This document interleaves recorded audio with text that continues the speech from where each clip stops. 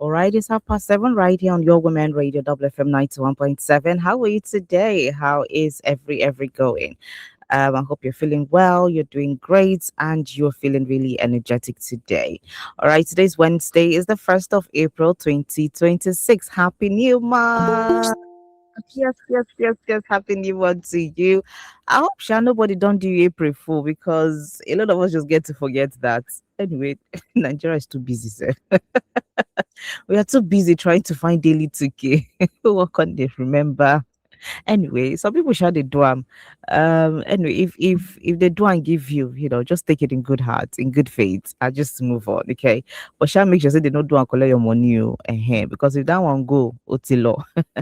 All right. So yes, of course, happy new month to you. We're super excited to be here in April, the fourth month of this year, 2026. Yep. Now we have entered the second quarter of this year. How does that sound? Anyway, thank God for life. Thank God for how far He has brought us. Yes, you're tuned into Women Radio WFM 91.7, Nigeria's first radio station for women and their families. My name is Rose Yusuf Kaiser, and this is the Daily News Review on the Full Breakfast. Yep, this is where we get to give you some of the headlines from different dailies, and then we get to look at a couple of them with our analyst, of course. Opening up the phone lines and our text and WhatsApp messages for you to call in and let us get to, hear from you this morning on any of the headlines that we'll be picking up to talk about. All right, so a lot is still going on in the country yesterday. Yesterday I told you that I have family in Jos, in Plateau State, and myself and my husband called them yesterday, and they said, "Oh, their own side is okay, but everybody's just living in fear as it is. Nobody's sleeping and closing their two eyes. It's like you're sleeping and you're thinking in your thoughts. So there is no sleep." For them, it's they're just somewhere there. Sometimes, she says when um, you know, maybe sleep just happens to snatch her away. And in the middle of it, she just remembered, I've gone too deep asleep, she just wakes up. Um, it's a lot, but we thank God for life so far. And the souls of those who, were lost during that attack. We are, hoping, not hoping, we're praying that, or rather, you know, um, I pray that their souls rest in peace, because there's a lot, and for the families of those, who are mourning their loved ones. We pray that the Almighty God gives you the fortitude to bear this loss, because I mean this is Nigeria happening to you live and direct. Things will get better, hopefully. Fingers crossed, it will get better. All right. So, yes, of course, let's head on to the headlines this morning. Let's get to see what the papers are talking about. Okay. Let's see what they're talking about this morning. Okay. So, let's head on to the very first one we have, which is coming from the Punch newspaper. Now, on the Punch newspaper this morning, the first headline we have, being the 1st of April, is one: Akpabio declares three Senate seats vacant. Another one says suspected court clashes leave two dead in Lagos and Ogun. Hmm. Anna water ga water, as Hausa people will say. Anna water ga water. So where it means that they do one, see another one don't come. So we are talking about banditry, terrorism, kidnappers and all of that, and we have court safety to deal with. Can we just face one battle? You people, can we just face one battle? Anyway, hopefully the security operatives are, on top of this. All right, heading on to the Guardian newspaper. Tinubu meets security chiefs. Someone moved Wang over Plateau crisis. All right, so hopefully this gets to yield a good result, all of these meetings, so that it's not just all talk and then they come out and, we're not seeing anything go down. So, yeah, we hope that all of this gets to work out well. EFCC burst employment scam syndicate in Ilorin arrest suspect. Thank God, because hmm, employment scam. Do you know what this has done to a lot of people, to a lot of young people? Hmm. All right, so let's head on to this day newspaper. On this day newspaper, OT says Abia moves to exit from national grid. Oh, wow. A whole state now is moving to leave the national grid. So finally, and Ogun State too, has mentioned something like that. So if we have states now leaving the national grid, what does that even mean for all of us? You know, does that mean that Nigeria as a whole is not capable of giving us electricity? That state governors now have to start looking for means of providing electricity for its citizens. At what cost? Another one says troops arrest 58 suspected legal minors, rescue two female kidnap victims in Edo. This is good. This is definitely good. All right, heading on to Daily Trust. 2023 Kaduna PDP Guba candidates Kodan defect to ADC. Where did they go? Another one on Daily Trust says Kwara governor denies submitting speaker's name to Tinubu. All right, so those are the few headlines coming from Daily Trust. Let's head on to the Vanguard newspaper this morning. On the Vanguard, it says we are not recruiting terrorists or killers into Nigerian military, says Defense Headquarters. Um,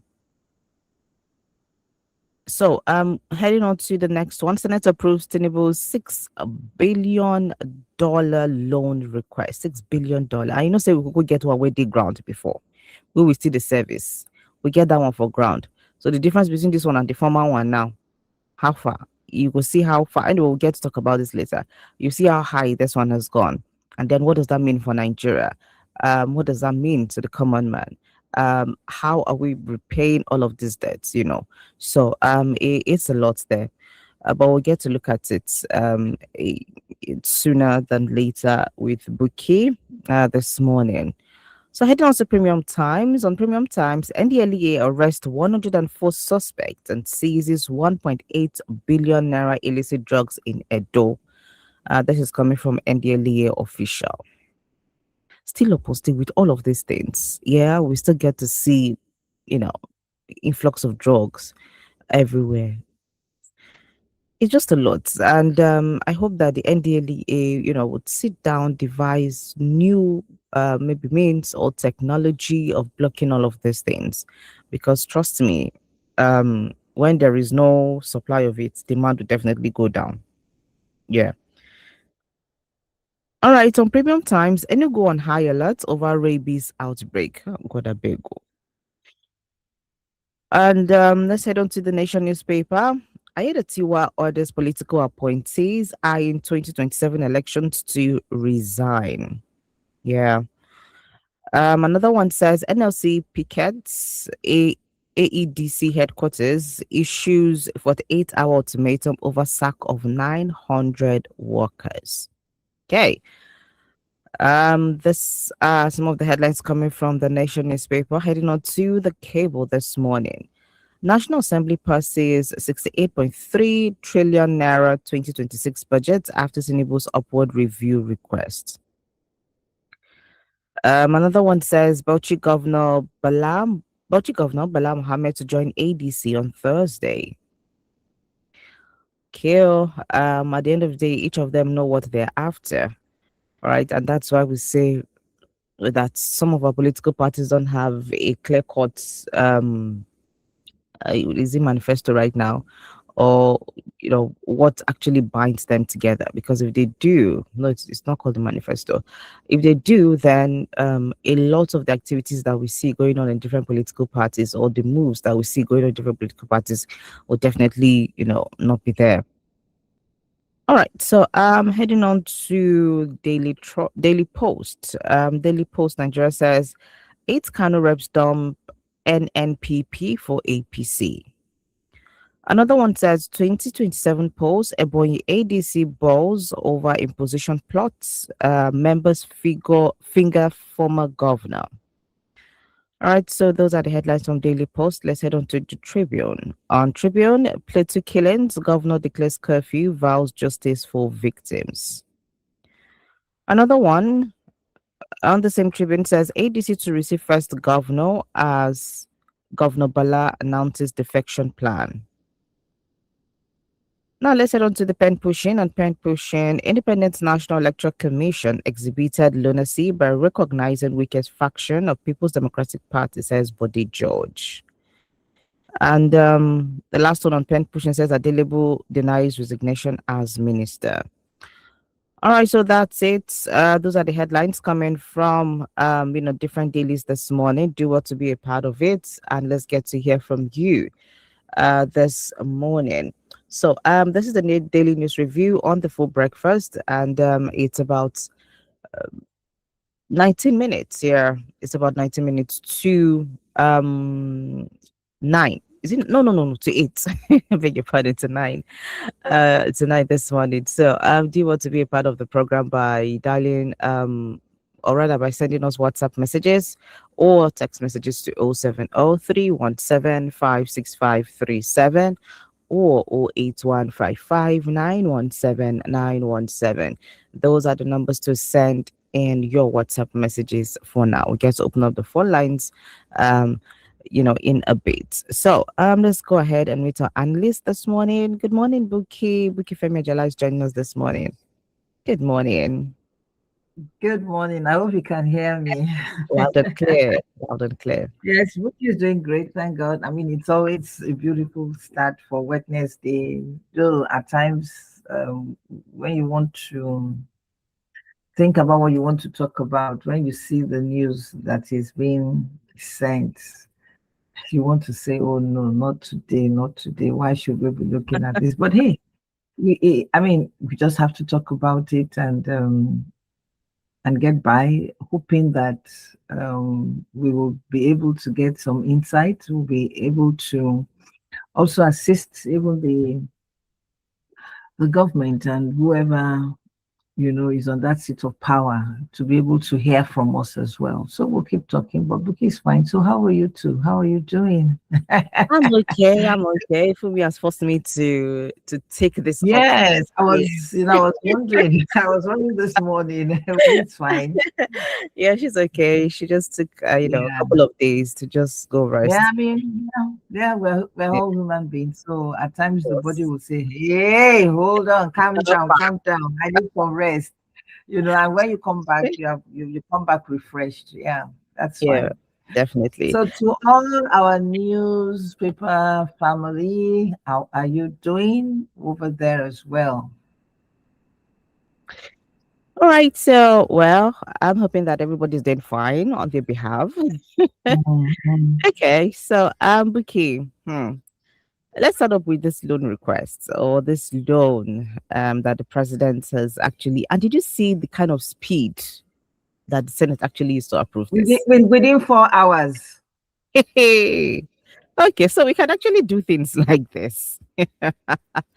All right, so now this particular report is coming from the Vanguard newspaper, and this is talking about the loan, that was sent to the Senate, and it was also approved within 4 hours, like Buki said. So from the Vanguard newspaper, it says Nigeria's debt to hit 155 trillion naira as Senate approves a federal government $6 billion loan request. Now, let's not forget that this is, if you want to convert this to naira, how market, and then add that naira figure to 155 trillion naira. That's what we have.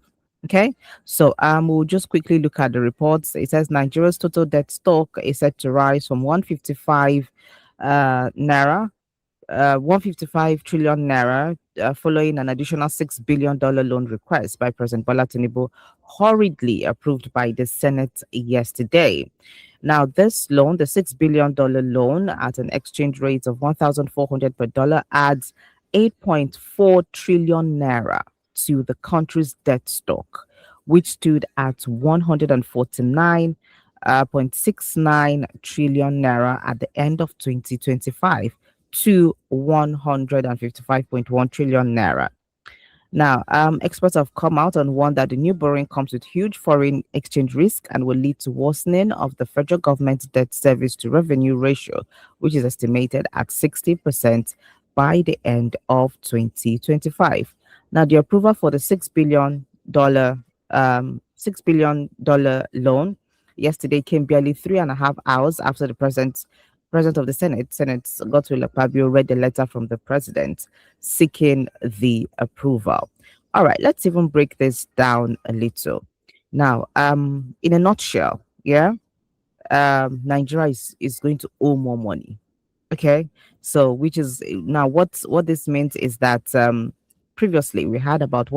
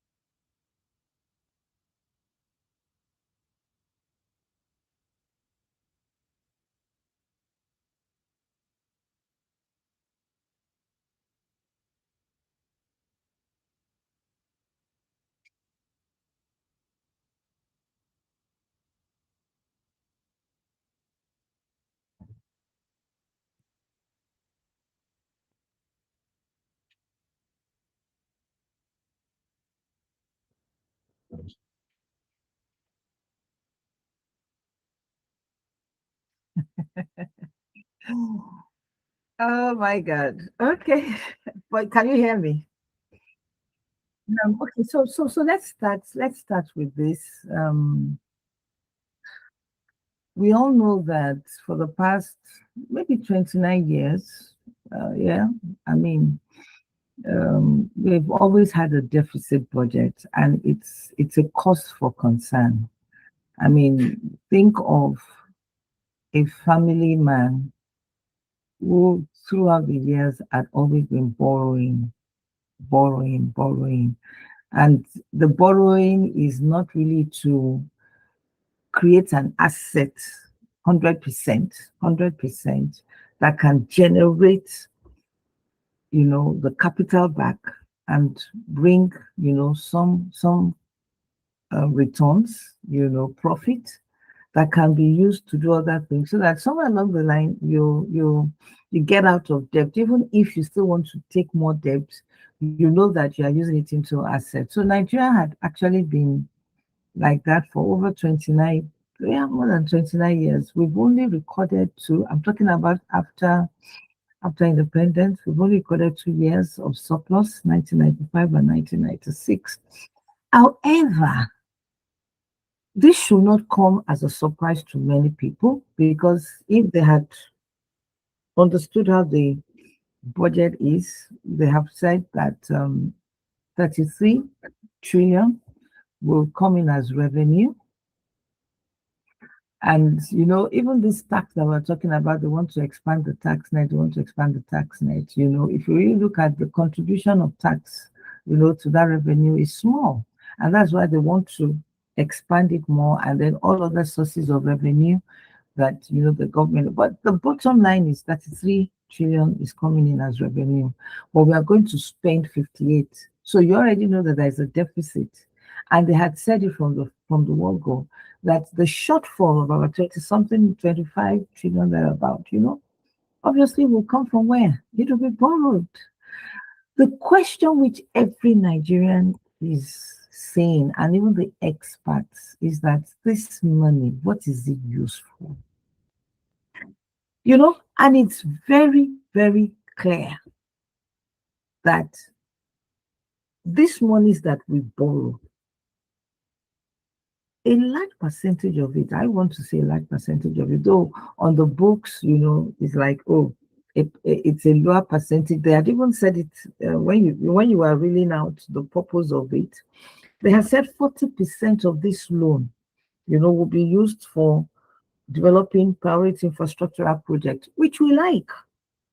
But that means the remaining 60%, if I use their words, is that they are going to use it to repay relatively expensive domestic and external debt.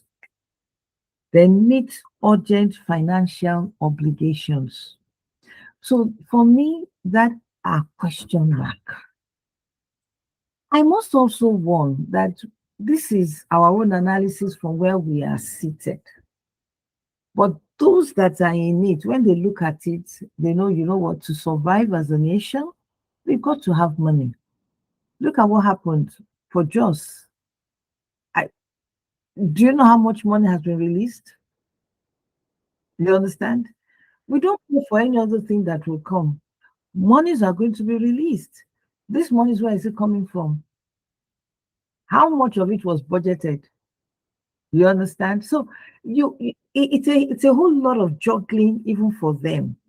But what we are even saying, if they use the money 100% with honesty, no mismanagement, no chopping of it, you understand what I mean? No diverting to human things. Nigerians will not complain. They will probably understand. But when you now begin to hear, oh, this X-man took this, Emefiele, this one, this, the security, whatever, this, you begin to wonder that what is all this? You look at our politicians, the way they are living. Somebody who just came in, you just find out that he has built houses, he has transferred money to Switzerland, he has done all kinds of things. Ordinary local government chairman that we know how he came in, how he was. Before you know what is happening, he has relocated his family to outside of Nigeria, and they're paying all kinds of things. Of course, we all know all these things. The Kwara governor, the money he paid, for his children, you begin to wonder. And that's why I was saying that all these monies that are coming in, what is it being used for? Are you telling us that it's going to be used for capital? Anyway, they have said it that 40% is only going to be used for capital. So that means when you now come to, the service, the debt ratio, when you compare it to the revenue, that was when you're talking about 60%. This is where I want to give it to the current government. I'm not saying all what they do or all what they have done is good. Time will tell. But when you look at it, far back as 2023, 2024, this 60% that you are talking of, it was over 100%. That is, the monies that we were getting, as we were getting it, we were just pumping it into debt service. But now it has reduced to 66. Now, they need to take care of that because it has come down. But we do not want it to go up again because by by by international standard, World Bank recommends, because we are still a developing nation. I mean, yes, we might call ourselves a giant of Nigeria, but we are still a developing nation. The little way you can know if a country is developed is look at the roads, look at school, look at education, look at water. Look at our multidimensional poverty rate. Look at you. I mean, you'll get to know these things, right? So we're still a developing nation, and exactly what we're supposed to be working around is about 22.5%. But yet, they are always camping around the fact that after all, our debt service to revenue ratio should be the recommended one is 80, so we are still doing 60. But that should not be what we're supposed to be looking at, right? Let us also look at our what do you call it? Our debt to GDP. In fact, that is where they're actually camping. That is where they say, oh, we are actually doing well, we are doing well, we are doing well. But when you look at our debt service to revenue ratio, are we actually doing well? We've shut up. And this is just, for me, it's a big concern. Even more so that they have come up to say that they are going to use over 60% of it for relatively expensive domestic and external debt. Yes, I know that there are times when you have to take expensive money because you need it. Because you need it. However, you cannot sustain yourself with that. A country cannot sustain themselves with that. So what they need to do is that they now need to begin to look for cheaper loans, right? Cheaper loans. But when they get those cheaper loans, they are to need to repay those expensive loans so that the debt burden is reduced. But when they don't, when they now add more, that's a problem. So there's a whole lot of mixing. I don't envy them. I don't envy them because they need to look at so many things. Which one are the priority areas? Which one are this? Which one are that? But what people are saying that they should listen to is that we are tired of people chopping this money, mismanaging this money, diverting this money. Tell me, even let us look at Emefiele or whatever. How did you get those monies? You understand? So that is the anger. That is the anger of Nigerians. I mean, if you collect money and use it for capital projects, the capital projects will bring about development, will bring about growth. You understand? Like one of the loans, I read that one of the loans was going to be used to reconstruct and rehabilitate the Lagos Port Complex and Tinkan Island Port. Fine. If they do that with honesty, if they do that with honesty, you can see that it will bring in, more money, because they're going to expand the port, they're going to make it standard, international standard wise, and things like that. But if they have padded it, like we use that word padded it, that maybe it is even half of it that they're going to use for the project, and half has been diverted into personal use, who is going to pay for it at the end of the day? It's going to be fellow Nigerians because we're supposed to be enjoying. But because of the way we have mismanaged the money, and people will also tell us that let us even remember, the ways and means, how it was mismanaged as well, right? And then of course, because we veered off the norms, you're supposed to take this money and pay back. But you did not, rather than you paying back, you were adding more, you are adding more. At the end of the day, was a whole lot.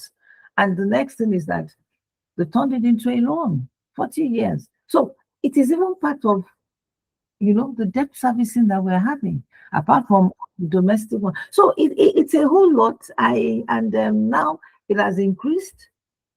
I must give it to Nigeria on another way that we have I mean, it has not been reported that that we we defaulted, but it's costing us because you are looking for money to pay back. It's like you are paying Peter Paul's money, and it's a whole lot. It's a whole lot for Nigeria, right? And then of course, coming with this security issues thing, when it comes, they have to release money that was not budgeted for. I mean, if we have surplus now, you can say, oh, yeah, we still have surplus. But we don't. Even the oil that we're talking about, it has been sold off, So it's a whole lot that is happening. And we can only pray for wisdom for those who are the aim of affairs, on how they juggle these things, the ministry for finance, on how they juggle, because they are the ones in charge of expenditures, revenues, and things like that, right? And then, of course, on the other hand, the CBN, they're supposed to be a regulatory body, balance things up. When you see the trend, you balance it up. But when you now find out that they're not doing well, that's an issue. But by and large, time will tell what this government is all. I mean, by the time we look at maybe on some years, we will see where we are. I told you that at least in terms of the ratio, of our debt to revenue, debt service to revenue, it has drastically dropped, But then we just have to be very careful. We don't let's say, it's time to celebrate. We do not want it to go up again, But it's a whole lot. It's a whole lot. People are concerned that this money again. Yes, we know you are supposed. We know you are going to get money because we already have a gap. You are going to borrow, but hey, kilo badi. You understand what I'm saying? And where is it going? Are we sure? In fact, we can't say because you read it. They said 40% of it is going to be used for priority infrastructure projects. So that means 60% of it will be for to meet urgent financial obligations. It's there. Don't be my mouth. And then repayment of relatively expensive domestic and external debt, which is okay. If they are replacing it, fine. But if they are adding to it, because they can write anything to us, but what they are going to do, yato. And then, of course, the bottom line is budget implementation. Well, way forward, let's keep praying for the right people to be there. Let's keep praying for the right people to be there to know exactly what to do. And also for us to have strong institutions, whereby it will be difficult for you to steal. And hey, like someone said, what took you up will always sustain you. And that's why people are saying that they are not too sure about, I'm talking about everybody now, that men of integrity. Because most of them, how did they get up there? How did they get up there? Are we even sure that a whole lot of them have recouped all their money? Because the thought of Nigerians now will say that this money that is coming now, elections is close by. You understand? Election is close by. We see everything that is happening, right? And a whole lot of things are happening. Where will this money come from? Building of houses, doing all kinds of things, that should not be priority. Should not be priority. But like I said, time will tell. Maybe by the time we are looking at, well, we do not know who is going to come 2027, but maybe by the time we are looking at the scorecard, we'll be able to see some metrics that, oh, well, this government did, at least we can see that they moved it down, the ratio between debt service and revenue, they moved it down to the 66. And then they're talking about growth that has improved. But I always say that when you say growth has improved, look around you. Yesterday, somebody still called to collect 10,000 that he has not eaten. A day before, somebody still called a student that he has not eaten and is going for examination. Look around you. Development. Can we see it? So it's gradual, no doubt about it. But we need to begin to feel these things. Rose is a whole lot. But we can only pray that Nigeria will be great again if we have the right people. You know, Good to Great will always talk about the Good to Great framework. Those who have read the book where I talk about disciplined thoughts, by disciplined people. We talk about disciplined actions. We are not disciplined in Nigeria. We are not. We are not yet disciplined in Nigeria. Because if we are, people should not be cutting money away. You understand? People should not, they should not even have access to it at all. And even if they try, we are always looking at Singapore, how they do it. Even if they try, because of the way the system is, they'll be caught immediately. Not when you now set up EFCC to start probing and all that and all that. The Lord will do well for us in Nigeria.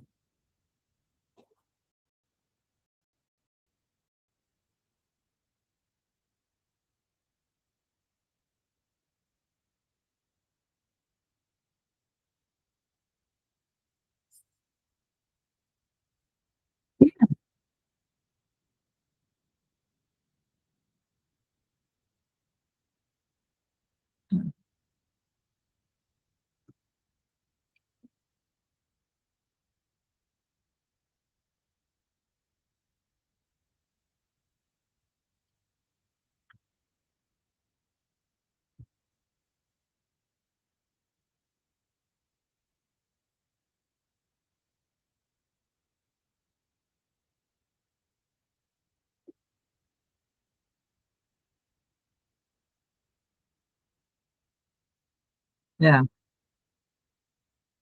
yeah, yeah.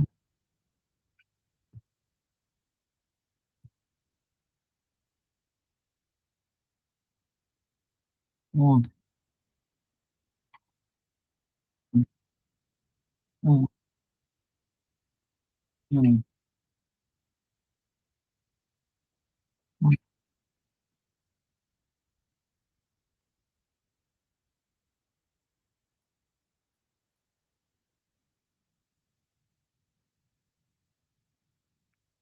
mm.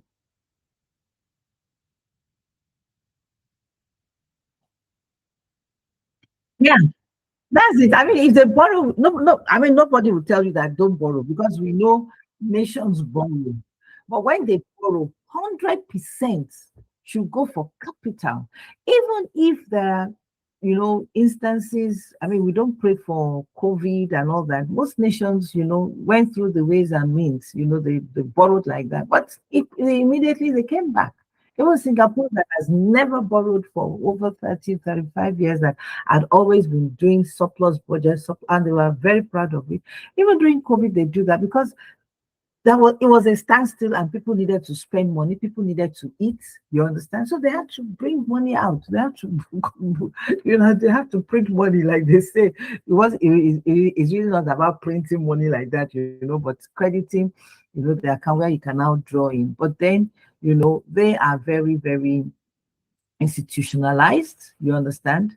In fact, I was reading a document about them, and it was like they said, even if we have to borrow, by constitution, the money should not be used for anything like the current. That if they, like now, what they borrow, if even if you look at their debt to GDP, is even more than our own, over 100. But they will tell you that the monies they borrow, they put it into investments and assets. So they don't. So if you come for your money today, they will just carry one in the asset or investment and give it to you. But in Nigeria, we cannot do that. We cannot do that. So we are indebted, and all that until God does a miracle, that we will have people who will be able to balance things up, use statecraft, whatever they want to do. We have a whole lot of resources.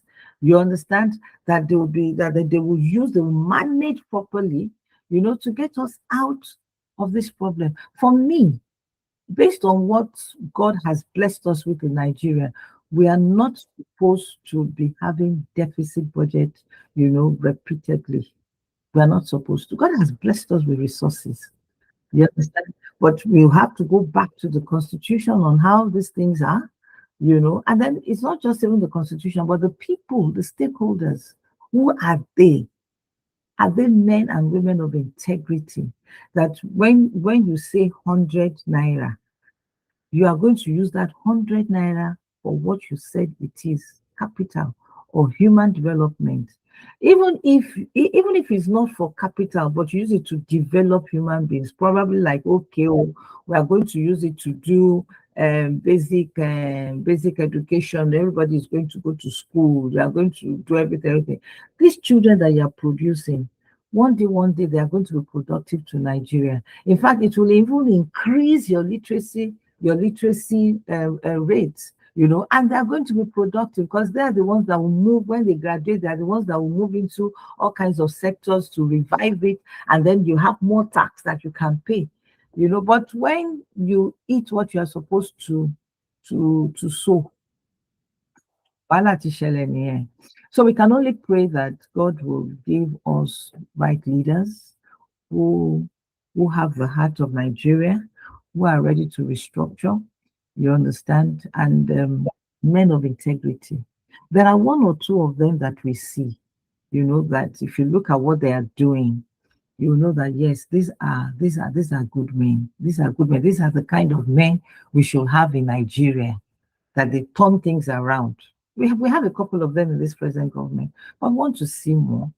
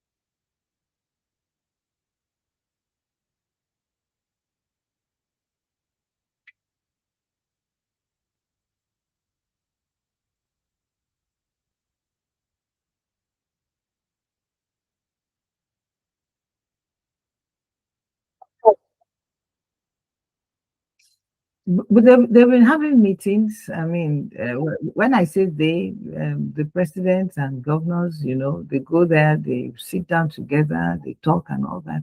Well, yes, it's expected because, I mean, President Tinubu would like to hear from him. There are reports that are not that we're not privy to. High intelligence, top rated report and things like that. They probably want to discuss, maybe not, they don't want to discuss on phone, and things like that. But beyond all this, we still have this question that what exactly is the problem? And I hope we're solving it the way we're supposed to solve it. Was it not yesterday at Allensis, I was talking about wicked problem that it's multidimensional. It's not linear. It could come from anywhere. So the ones that are religious, let's face it. Let's resolve it in a religious manner. The ones that are political, let's know. The ones that are social cultural, let us know. Because if it's headers and farmer, let's call it what it is. Call a spade, and not an agricultural instrument. Don't box everything together. And if it's religious intolerance, let's call it that way. If it's the issue of, okay, because there are some schools of thought, oh, they want to collect land, they want to collect. Why do you want to collect land? Is this your land? Let's tackle it. And if it's everything mixed together, everything mixed together, and but beyond all this, I think one of the people who reported, who wrote in, was talking about state police. I think we need to give it a serious thought. Yes, I know about, was it not how many days ago? They had come up with a committee, I think from the police community or something like that, bringing up a report, a framework, a proposal on state police and all that. We probably want to look at that. Has it worked in other countries? Oh yes, it has, because you will be able to know who and who is coming in. The framework will be there. I know the fear is that, oh, somebody will hijack it, the governor will do that. If you put a proper framework on it, I think it's okay. You understand? Because as it is now, this central thing is not working. We've said it several times, though they will say the governor is the chief security officer, but the governor cannot call the police, whatever. That one will say, I'm still waiting for direct instruction from Abuja and all that. So how are we going to do this? And then, of course, in terms of intelligence, because many times, people get this rumor, intelligence report, right? We've had one or two cases reported online that they advanced. I think it was in as it was it Benue or so. I can't remember now. They advanced and they now got another call that they should go back. Who did? We are yet to know. But with state police, it's your immediate community. You will know exactly how to do. So when you begin to see some strange movement, you quickly act. You don't have to wait for one order from Abuja or whatever it is, to advance and things like that. And then importantly, I will keep talking about integrity, you know, uh, I, and please hear me. I'm not saying that our police officers they're not men of integrity. Not all of them. You understand? Not all of them. Some are, and they are fighting it. But those little ones that are not, that they're just there as moles. What are we doing about them?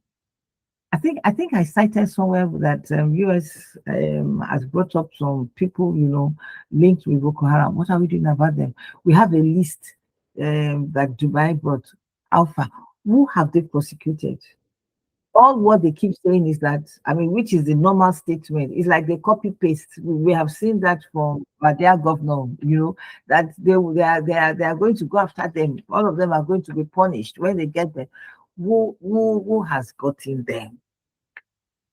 Who? Who? You know, until we're able to face ourselves eyeball to eyeball and step on toes. But like I said, what gets you up is one that will sustain you there. If integrity takes you up, that is what will solve. But if it is not, you'll be looking the other way when you're supposed to talk, except when you are a crazy person that yes, you got there and then you just took over to say, you know what, yes, I've gotten here and I need to do what is right for my country, Nigeria.